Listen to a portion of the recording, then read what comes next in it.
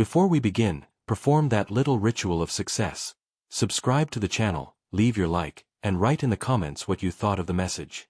There are truths that do not arrive as revelations, nor as miracles, nor as divine whispers.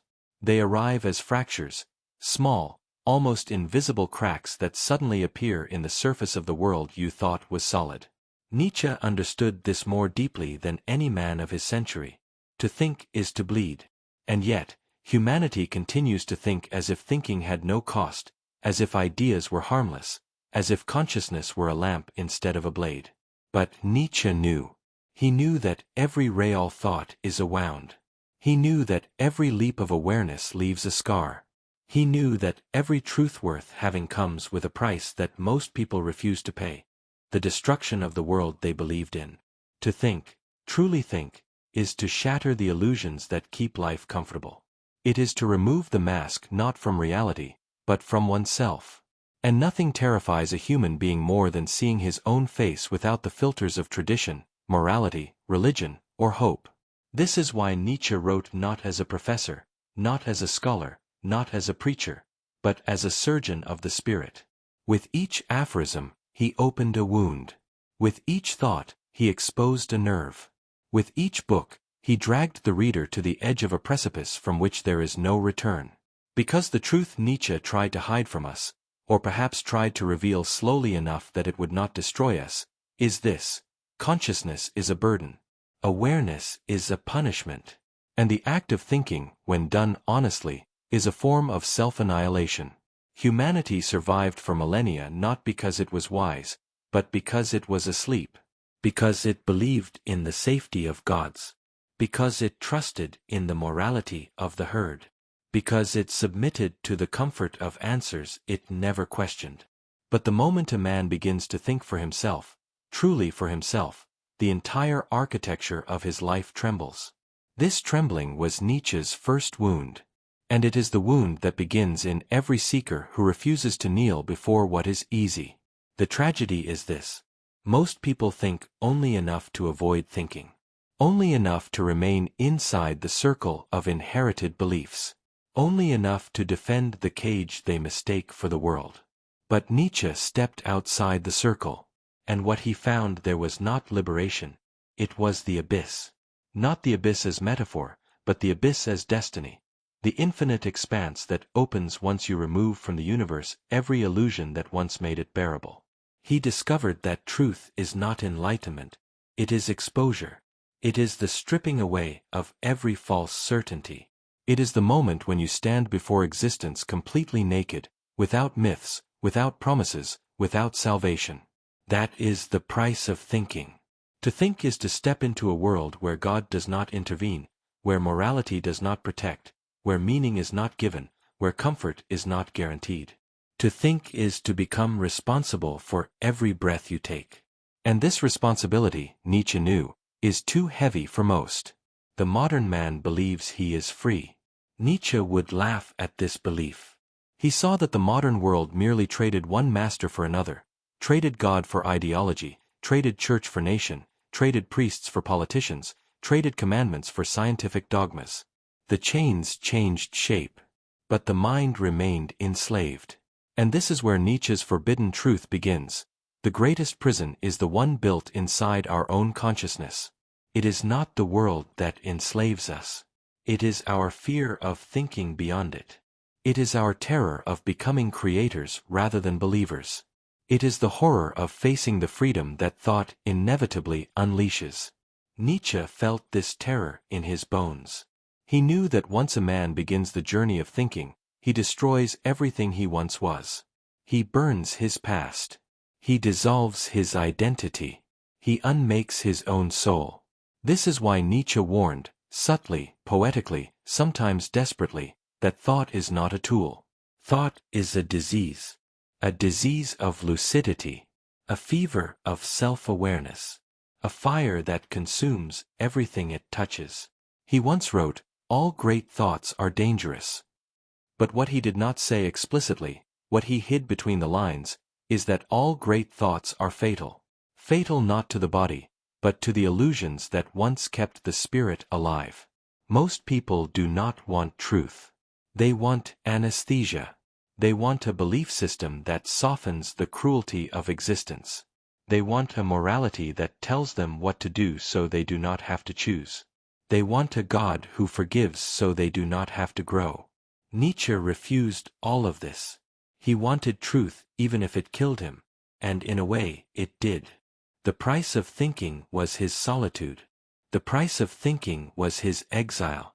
The price of thinking was the collapse of his sanity. The price of thinking was the destruction of every illusion he once held sacred. And yet, Nietzsche never regretted paying it. Because he believed that the human spirit is not meant to be protected, it is meant to be tested. Not meant to be comforted, but transformed. Not meant to obey, but to create. This is why he said, "I am not a man, I am dynamite." He knew that truth explodes everything it touches. He knew that ideas, when real, are not arguments, they are earthquakes. And this earthquake is what he feared for humanity. Because once you awaken thought, once you ignite true awareness, the world that once held you collapses. This collapse is the first step of freedom. And the last step of innocence.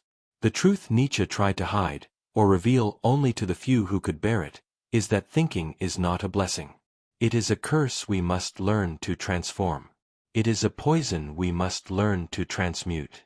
It is a storm we must learn to dance within. He believed that only the strongest spirits could survive thought. Not the educated, not the rational, not the intellectual, but the courageous.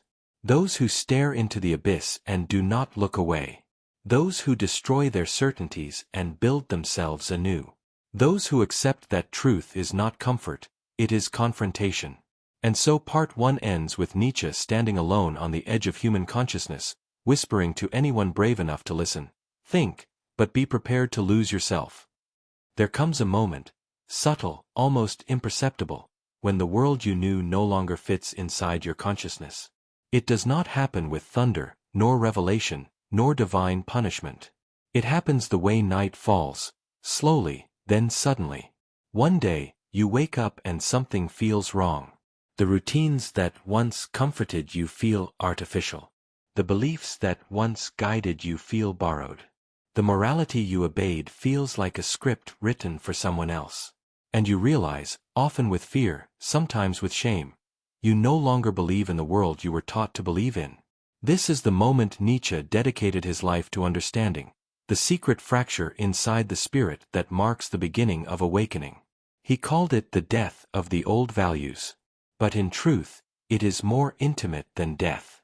It is the moment when the soul recognizes that it has been living on second-hand meanings, second-hand truths, second-hand hopes. The moment when the illusions that once carried you begin to collapse. Nietzsche did not romanticize this collapse. He did not describe it as liberation. He described it as catastrophe. Because when the world you believed in dies, you do not feel free, you feel lost. You do not feel enlightened, you feel empty. You do not feel powerful, you feel groundless. This emptiness, this groundlessness, this terrifying silence is what Nietzsche called the void. And facing the void is the most dangerous moment in a human life.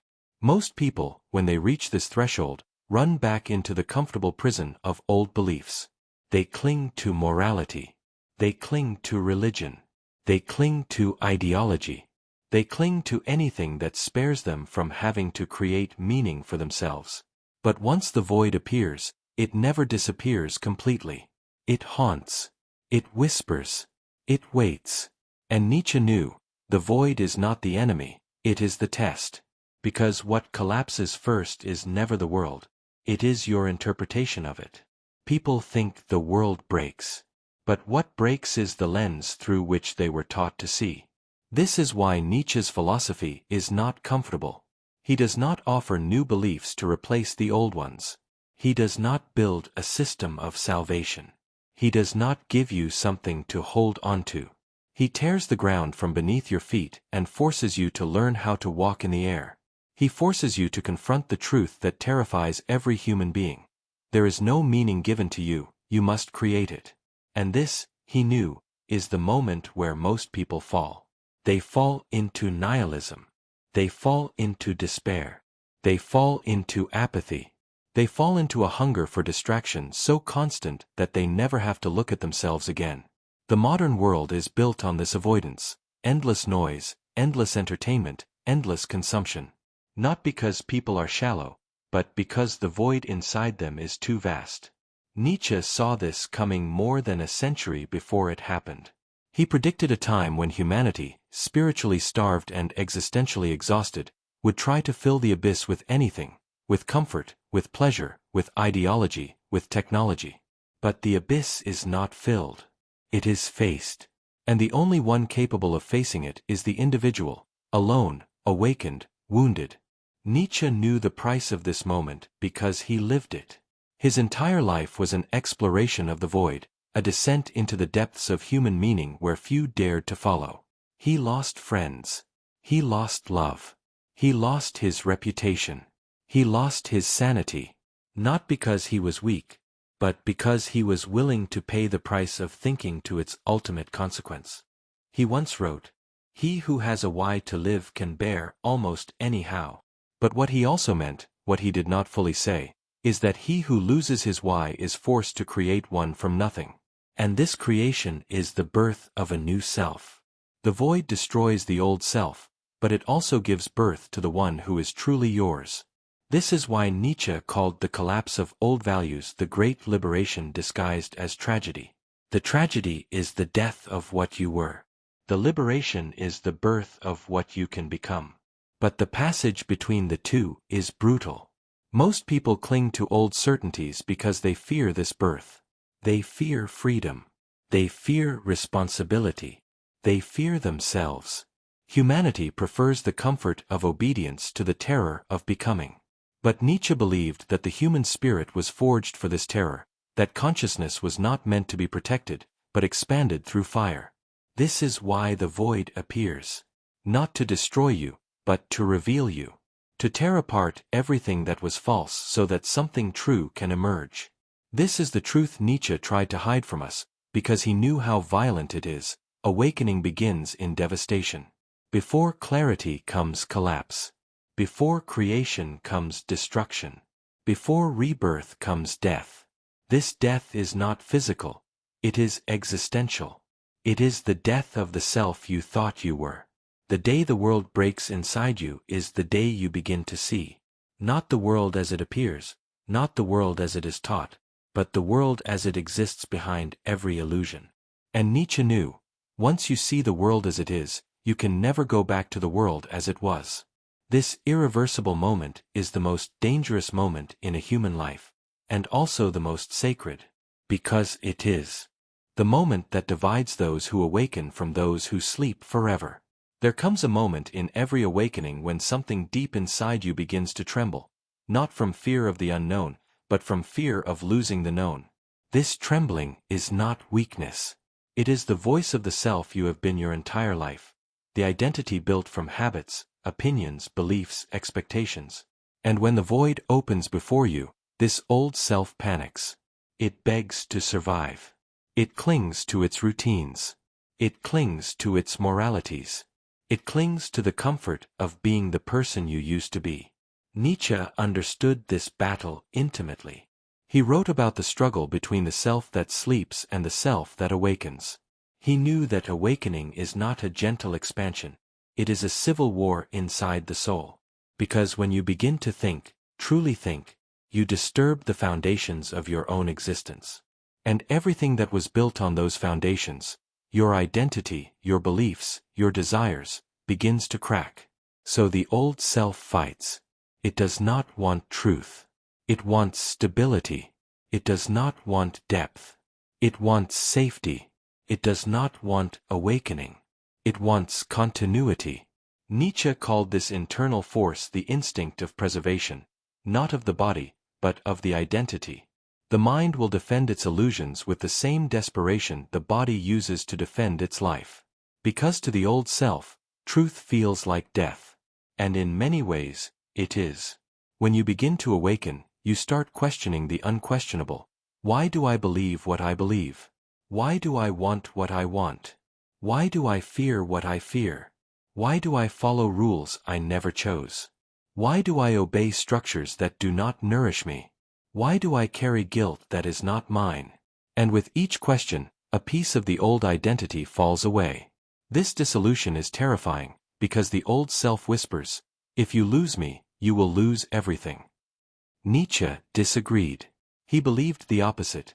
If you cling to what you are, you will never discover what you could become. The old self is not your truth. It is your beginning. It is the childhood of your spirit. It was built to help you survive the world you were born into, not to guide you toward the world you are capable of creating. But the old self does not know this. It fears extinction. So it resists.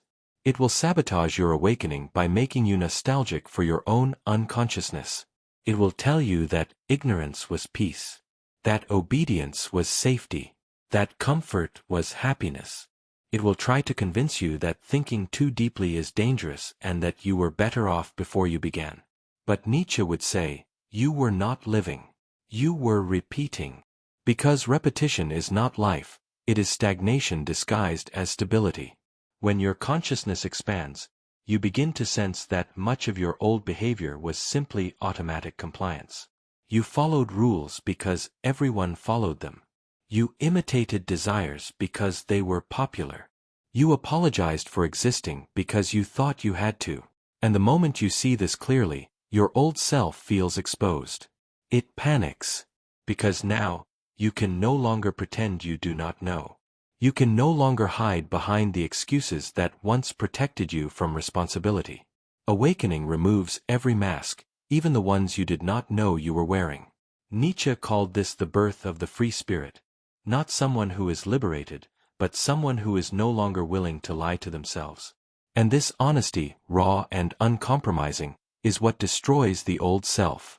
But Nietzsche also understood a deeper truth, one far more painful. The old self dies slowly. It dies with resistance, with bargaining, with grief.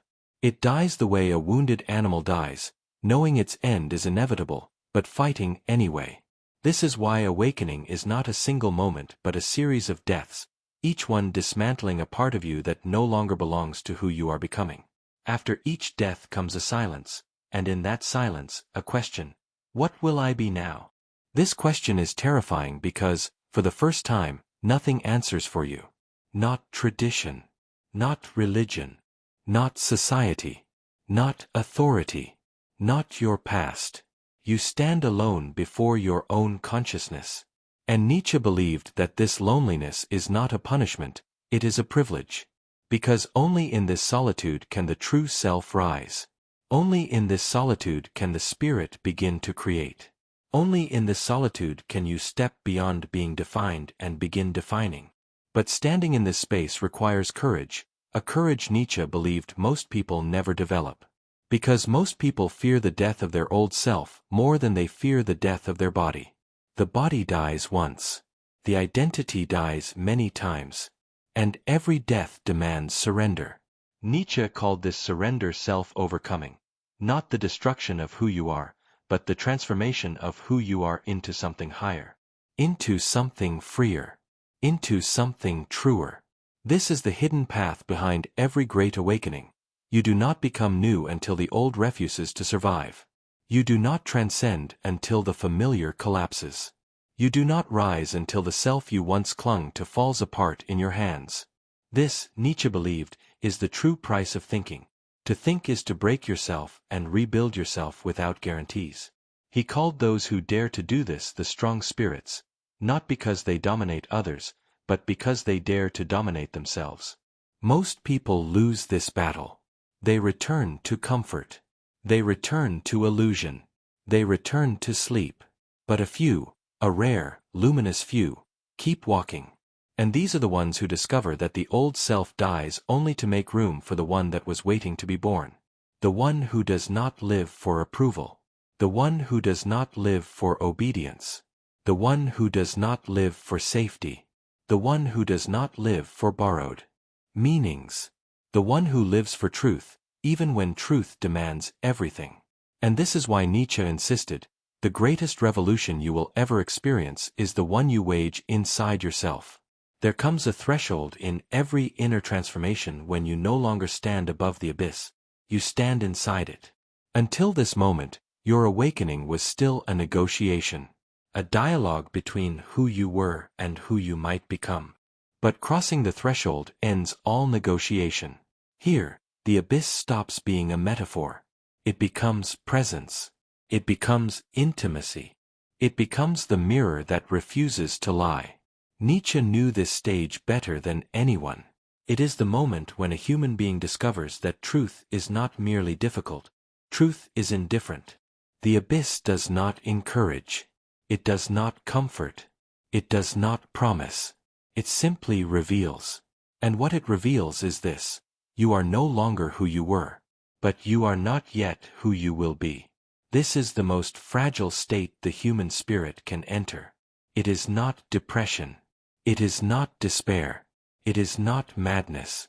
It is transition, the interval between identities. The place where your old self has already died, but your new self has not yet been born. Nietzsche described this with brutal clarity. Everything is broken, and everything remains to be built. Most people run from this space. They rush back to certainty, to morality, to structure, to anything that promises to protect them from this nakedness of being. But the ones who stay, the ones who dare to look into the abyss without turning away, these are the souls who discover what Nietzsche called the higher self. Because only here, in the raw silence after the collapse, can true creation begin. But the silence is terrifying. It is the silence of no instruction, no doctrine, no cosmic justification, no divine voice telling you who you are. It is here that Nietzsche said the abyss looks back. Many misunderstand him.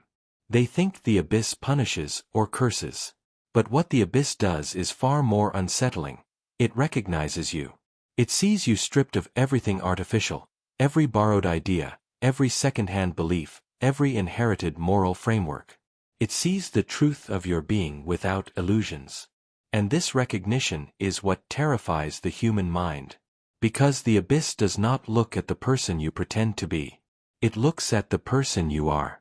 Every contradiction, every unresolved desire, every hidden fear, every impulse you repress, every possibility you deny.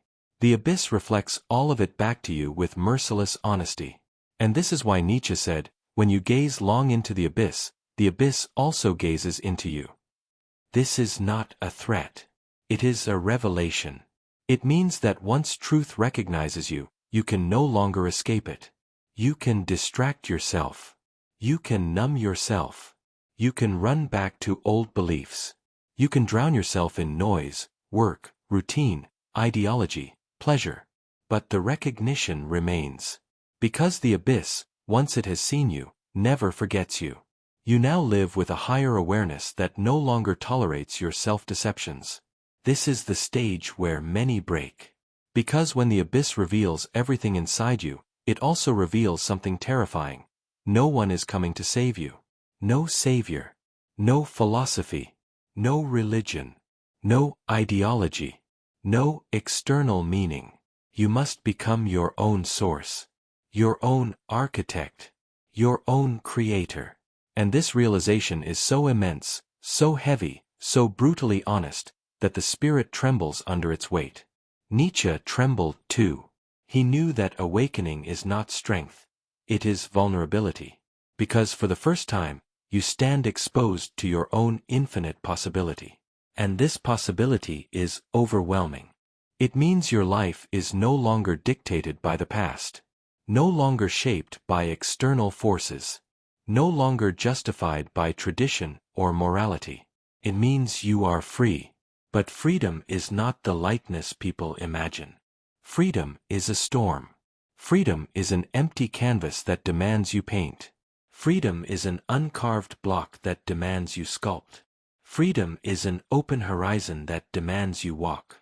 Freedom is the absence of excuses. And most people do not fear the abyss, they fear this freedom.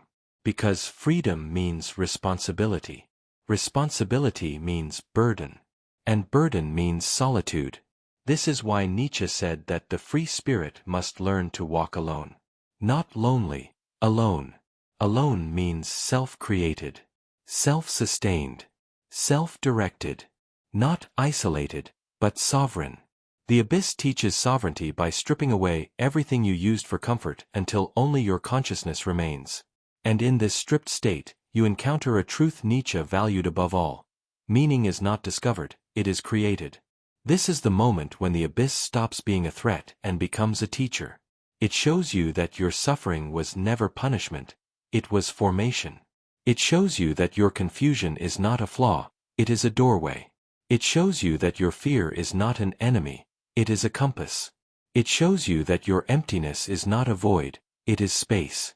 Space for growth. Space for becoming. Space for the birth of the self that your old life could not contain. Nietzsche called this state the beginning of self-creation. And it begins here, in the meeting place between you and the abyss that knows your name. There is a moment, subtle and almost imperceptible, when the abyss stops being darkness and becomes depth. A moment when the silence that once terrified you now feels like a womb. Because every rebirth begins in silence. Every transformation begins in stillness. Every new self begins as something fragile, almost invisible, something only you can feel. Nietzsche knew this moment intimately. He knew that the abyss is not an end, it is a threshold. The place where the old identity has finally dissolved, and the new identity begins to move beneath the surface like a pulse returning to a sleeping body. You do not choose this moment. It chooses you. It arrives after the collapse, after the confusion, after the fear, after the disorientation. It arrives after you have been emptied of every illusion you once mistook for truth. And in this emptiness, for the first time, you begin to sense something new forming inside you. A self that was never permitted to exist before. Not the self shaped by culture. Not the self shaped by fear. Not the self shaped by morality. Not the self shaped by religion. Not the self shaped by other people's expectations. But a self formed from within. A self rising from your most authentic depths. A self that does not ask permission to exist. This is the moment Nietzsche cherished more than any other in human development. The moment of self-becoming. It begins quietly. You notice that your thoughts no longer follow inherited patterns. You begin to question not out of rebellion, but out of clarity. You begin to detach from what once controlled you without anger, without resentment, without bitterness, only understanding. You begin to feel something astonishing. You are no longer the person the world tried to make you. And you no longer want to be. Your values shift. Your desires refine. Your fears lose authority. Your past loses weight. Your future loses pressure. You are no longer pulled by guilt or pushed by expectation. You are drawn forward by something deeper, a voice inside you that had been waiting for this silence to finally speak. Nietzsche called this inner voice the first sign of the free spirit. But the free spirit is not loud. It is not dramatic. It does not shout. It whispers. And its whisper is the most radical thing in existence. Become yourself. This whisper is not a command, it is a reminder. A reminder that the self you are becoming was always within you, waiting behind layers of fear, distraction, conditioning, obedience, and survival.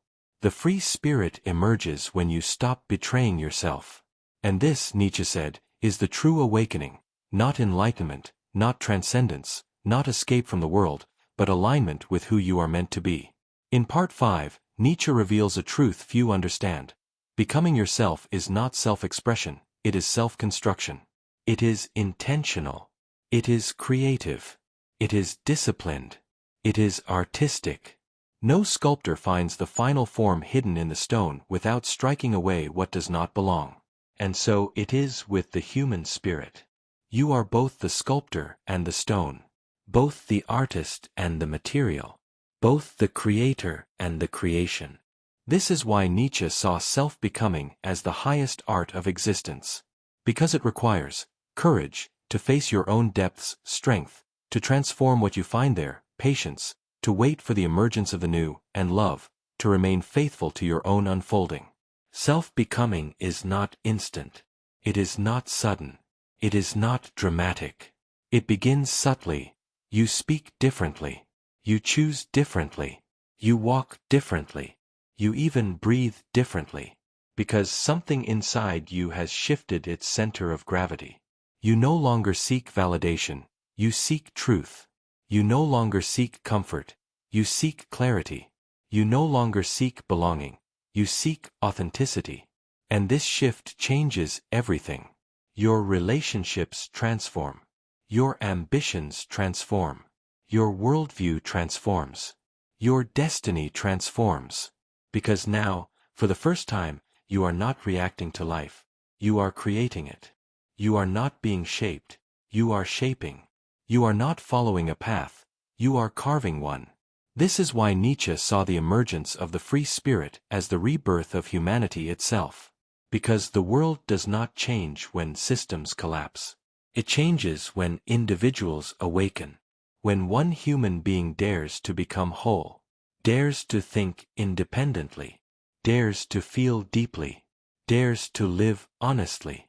Dares to embody their full potential without apology. The world fears this type of person. Institutions fear this type of person. Ideologies fear this type of person. Because the awakened individual cannot be controlled. But Nietzsche did not write for the many. He wrote for the few. The ones who feel the pull of the abyss, the whisper of the inner voice, the fire of authenticity rising through their ribs. He wrote for those who understand that true freedom is not rebellion. It is becoming. And becoming is a sacred act. A quiet revolution. A personal dawn. A return to oneself. The emergence of the new self is not the end of the journey. It is the beginning of the real one. Because now, you are finally ready to walk into the world as someone who exists from within. Not from fear, not from conditioning, not from obedience, but from truth. A self born in the abyss walks with a light the world cannot extinguish. And that light is what guides you into part 6. There comes a moment on the path of awakening when the self you are becoming demands more of you than the self you once were. This moment arrives like heat. A heat that rises from the center of your being, a heat that burns away hesitation, a heat that turns confusion into clarity. Nietzsche called this heat the inner fire. It is not the fire of rage, nor the fire of ambition, nor the fire of pride. It is something far older, far deeper, far more sacred, the fire of life reclaiming itself. The fire that teaches you how to live. It does not teach through words, nor through doctrines, nor through certainties. It teaches through experience, through intensity, through presence, through the undeniable truth of what burns away when you stop lying to yourself. For Nietzsche, this fire was everything. It was the teacher the world avoided, the guide that no religion could contain, the force that no morality could tame. Because fire does not follow rules.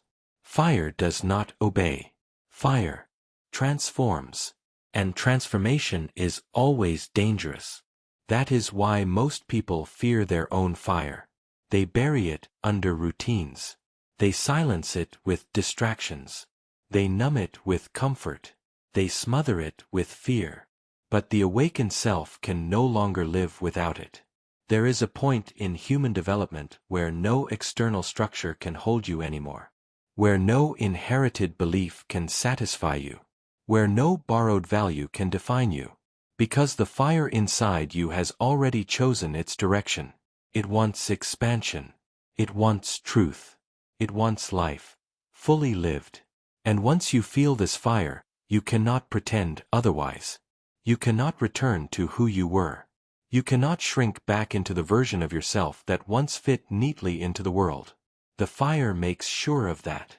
It eliminates all exits except one, forward. Nietzsche understood this intimately. He knew that transformation is not comfortable. He knew that awakening demands sacrifice.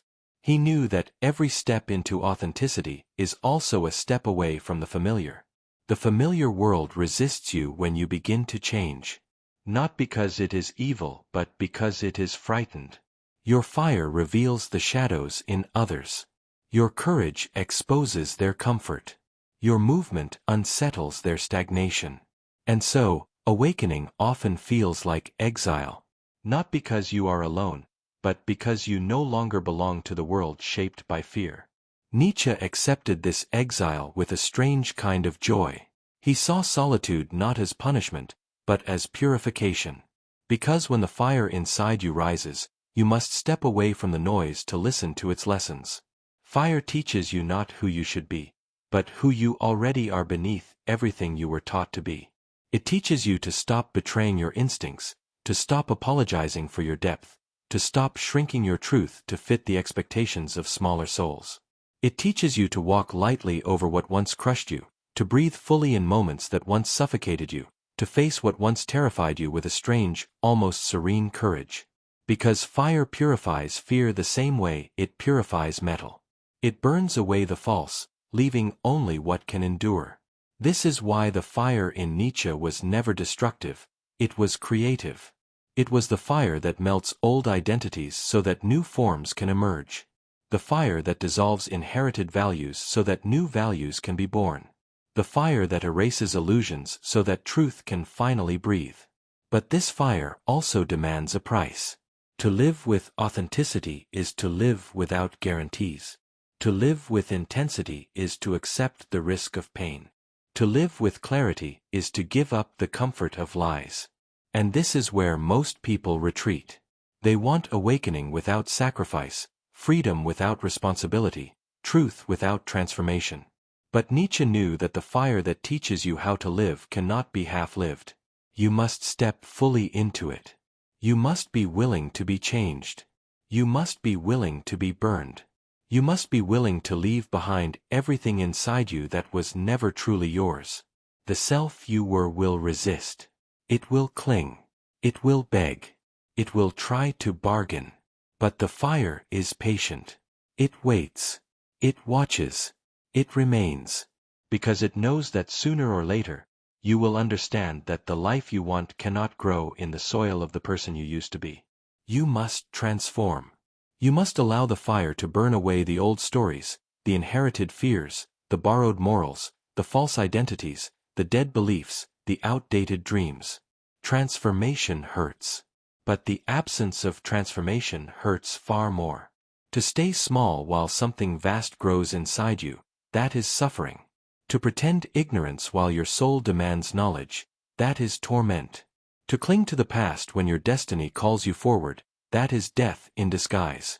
Fire spares you from this death by burning everything that prevents you from living. This is the sacred cruelty and sacred compassion of inner fire. It destroys only what cannot come with you into the person you are becoming. In this way, the fire is the purest form of guidance. It teaches you how to live not through comfort, but through expansion. Not through certainty, but through courage. Not through obedience, but through self-creation. And when you accept its teachings, when you allow the fire to shape you rather than frighten you, something remarkable happens. You begin to feel alive in ways you never imagined. Not because life becomes easier, but because you finally become real. Your decisions become sharper. Your presence becomes fuller. Your voice becomes truer. Your actions become aligned with your deepest values. You become the kind of person whose existence itself is a declaration. I choose to live fully rather than safely. This is the fire Nietzsche wanted us to discover. The fire that transforms existence into a work of art, pain into wisdom, chaos into creativity. And it is this fire that prepares you for the final revelation. There is a moment, subtle, quiet, almost imperceptible, when the fire that once consumed you begins to illuminate you. It happens after the collapse, after the breaking, after the dissolution of everything you once mistook for yourself. It happens in the silence that follows the storm, in the stillness that follows the scream, in the breath that follows the final surrender. When you have nothing left to defend, nothing left to hide, nothing left to cling to, you finally become available to the truth that has been calling you your entire life. This is the moment Nietzsche wrote for. The moment when the self emerges from its own ashes. Not purified, not perfected, not sanctified, but true. Burning does not make you holy. Burning makes you honest. And honesty is the birthplace of awakening. Because when the fire has finished its work, when it has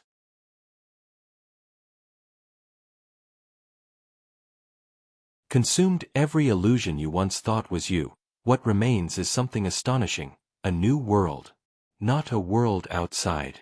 A world inside. A world built not on fear, not on obedience, not on inherited beliefs, but on presence, on courage, on clarity, on the self you finally dared to claim. This is the world that rises after you burn. It is the world Nietzsche lived for, even when it broke him. The world he saw inside the ruins of all human certainty. The world he believed humanity was destined to discover. A world where man does not kneel, he creates. Where he does not ask permission, he acts. Where he does not obey, he becomes. A world where suffering is not a curse, but a crucible. Where chaos is not the enemy, but the origin. Where destiny is not written, but forged. A world where the human spirit finally takes responsibility for its own power. This is the meaning of Nietzsche's eternal prophecy: become who you are. Not who the world wants. Not who morality demands. Not who fear allows. But who your inner fire has been trying to reveal since the day you first opened your eyes. Most people never become themselves. They become their culture, their religion, their family's expectations, their society's demands, their own fears. Their lives are lived inside cages whose doors were open all along. But the one who has burned knows the cage no longer exists. He steps into the world not as a believer, not as a follower, not as an imitator, but as a creator. And creation is the highest expression of a liberated soul. To create a thought. To create a value. To create a meaning. To create a self. To create a world. This is the divine power that Nietzsche believed humanity had forgotten. Burning awakens it. It strips you of everything that prevented you from seeing that the sacred was never in the sky. It was always in your hands. It reveals that morality was never a command, but a choice. That truth was never a possession, but a creation. That destiny was never imposed, but invited. When you burn, you stop waiting for signs. You stop asking for permission. You stop begging for salvation. Because you finally understand the revelation Nietzsche died for: nobody is coming. Everything begins with you. Salvation is creation. Freedom is authorship. Meaning is responsibility. And once you accept this, you no longer fear the void, you embrace it. Because the void is not emptiness. The void is possibility. It is the blank page that waits for your courage to give it form. It is the mirror that shows not who you were, but who you could be. It is the space where the future enters you before it manifests in the world. Nietzsche called this the highest form of freedom, the freedom not to follow reality, but to shape it. But freedom has a cost. You can no longer blame anyone for the life you refuse to create. You can no longer hide behind doctrines or divine plans or social expectations. You stand alone before the masterpiece that is your existence, brush in hand, fire in chest, destiny under your feet. And then, something extraordinary happens. You begin to rise. Not above others, but beyond the limits you once believed were absolute. You rise above self-doubt, above inherited guilt, above the fear of judgment, above the fear of failure, above the fear of being too much. You rise into the version of yourself that the world may never understand, but your soul recognizes instantly. The world that rises after you burn is not a world of comfort, but a world of authenticity. Not a world of safety, but a world of intensity. Not a world of guarantees, but a world of presence. It is the world Nietzsche saw in flashes of unbearable clarity, the world where man becomes not the shadow of God, but the architect of his own existence. In this world, the past does not define you. The future does not threaten you. And the present is no longer a prison, it is a temple.